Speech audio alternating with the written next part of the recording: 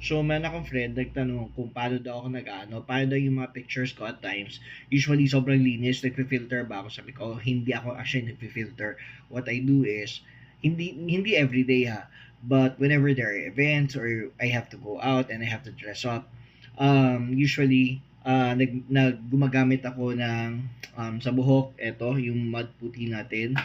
Then, pressed powder, waterproof na foundation, at concealer para sa dito sa under eye at saka dito sa piluka para hindi siya mangitim.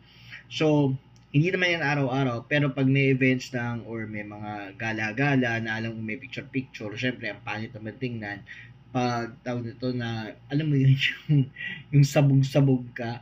So, ayun, naglalagay ako. Pero all else in any day, any normal day when I do errands, ayan, minsan lumalabas ako ng bahay na ganito kalat ang buhok, walang ayos, wala lahat. Hindi ako masyado particular except when I have to go out and really dress up. So, yun, nag-e-effort ako alam mo yun, naliligo ako sa pabango and all that. Pero on a very normal day-to-day basis, hindi ako gumagana.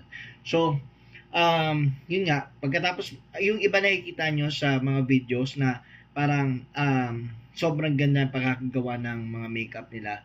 Usually, sobrang kapal din talaga nun kasi malakas yung ilaw sa harap nila. So, pag tiningnan mo, parang pormadong-pormado yung mga itsura nila.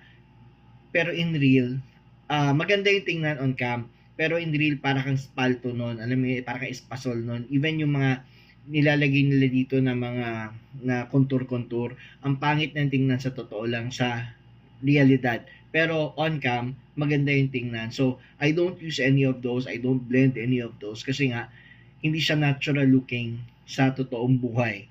So, yun lang. Usually, ganun lang. Foundation, press powder, tapos concealer, tapos ayos-ayos na ng buhok. Ngayon, syempre pag bagong lagay yan, kahit manipis lang yan, halatang halata kasi yan. So, ang ginagawa ko, for example, aalis ako ng 7 ng gabi or 8 ng gabi. Usually, mga around 4 o'clock, 5 o'clock, naglalagay na ako. That way, habang nagtatrabaho ko, nagmamantika yung mukha ko. So, yun yata yung tinatawag lang nagkukook. Ewan ko kung tama ang term. Basta, yung natural oil mo lumalabas tapos natutunaw na yung fresh powder. So, nagbe-blend siya ng natural sa mukha mo. So, pag tinignan mo, in real, malinis na malinis. So, ganun ang ginagawa ko. I would want to do the makeup para lang makita ninyo pero it's 2 in the morning. Parang tanga lang. Tsaka hindi pa ako naliligo. So, yun lang. Yun ang ginagawa ko. Bye.